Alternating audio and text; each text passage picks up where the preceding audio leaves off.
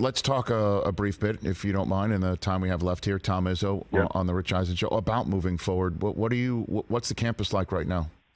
Yeah, it's we are coming together. I was worried because they talked about not going back to class. We did for a couple of days, but I watched that during COVID, and I'm just not a fan of that. I think we need to be around each other, and they say everybody grieves in a different way, but the one thing I try to state was I don't want anybody grieving by themselves, whether that's your way or not. I don't think it's healthy. And so the campus is, I try to walk it every day. It's coming back together, but it's not like you're going to forget what happened. And for the families, and can you imagine? I mean, you and I both have kids, and it's just hard to even fathom that now your kids in school, you got to worry about them. On the streets, you can understand worrying about them, but in elementary schools or high schools or colleges, it's just not the way it's supposed to be. And so because of that, I feel like we're still in the healing process, and it's going to take some time, but I'm looking forward to being part of that, because I think it's very important as we move forward for these young kids that have got 60 years to live yet. And of course, again, you're a basketball coach by trade, but seriously, and a leader by nature, and now this awful tragedy is right at your doorstep, Tom Izzo, and then you're placed in a position again of who you are and what you represent and who you represent in the community, where you were asked questions about real life stuff like gun safety and gun control. Yeah. And do you plan on speaking out about this more here? Because I know you've said a couple things over the last 2 days. Yeah, and as you know, Rich, in this political world we live in, everything's guarded. I look at Steve Kerr, and he's gone. He's had reasons to losing his father like he did when he was young. But when Mary and I grew up, everybody hunts. I think him and I were the only two that never hunted. Deer hunting is a religion there. It's not a sport, or it's not an option. It's a religion, and I don't know everything about the gun laws. I mean, I can't believe we can just go buy a gun with no rhyme or reason. I don't like the accountability.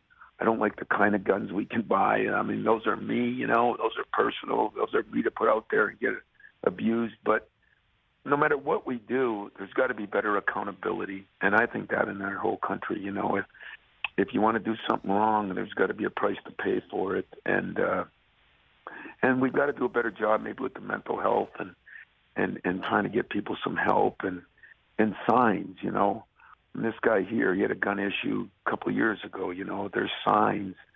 And I think this day and age, we don't read the signs as well. We just blow them off. And, that's okay until it's your son or daughter or my son or daughter or me or you, And it's like cancer. It never hits home until it hits home.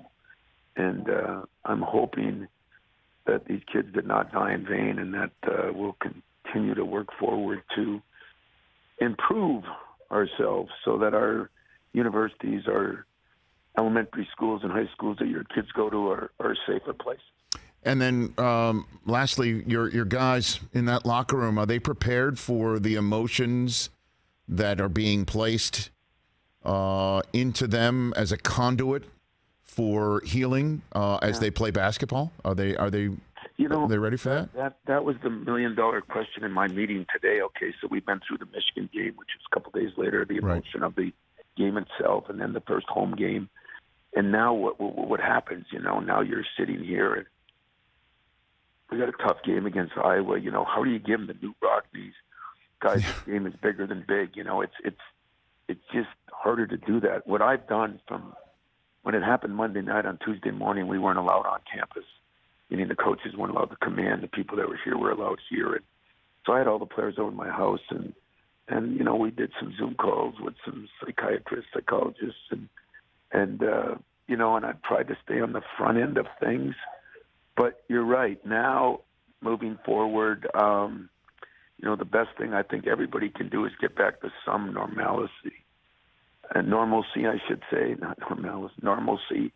And to do that, you do got to move forward. But I want to make sure those families don't think that I'm moving forward, forgetting what happened. And it's that happy medium. Are we ready for it? I don't know. I don't know if you ever are. You know, Judd, he didn't put that in the book. You know, he didn't give me this chapter. You know, and so we've been going kind of day by day and learning, and got good friends that try to give me some advice. And any advice you have, Jim, I mean, any advice you have, Rich, I would take.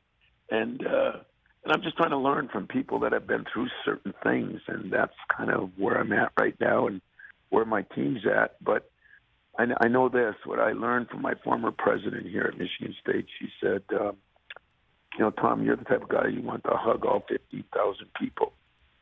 Tomorrow night, it was at the game, and she goes, the one way you can do that is how your team performs. And so I'm trying to take that, and I don't look at that as a burden. I look at that as an honor and a privilege, and that's the way I'm going to handle it, Rich, and do what we can do.